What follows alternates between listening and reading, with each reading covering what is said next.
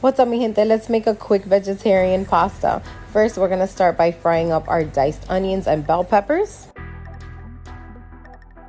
Adding on our vegan meat of choice.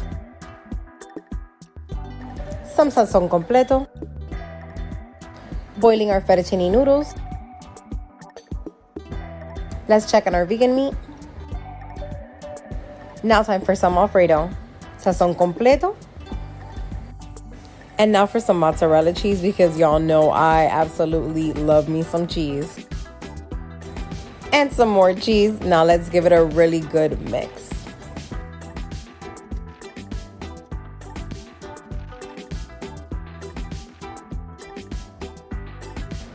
Look at that, so cheesy. Now it's time to add our vegan meat and give everything a really good mix. Now some parsley, just for looks. But look at this pasta. It looks absolutely amazing. If you guys enjoyed cooking with me today, remember to like, comment, and subscribe to my channel. See you guys next time.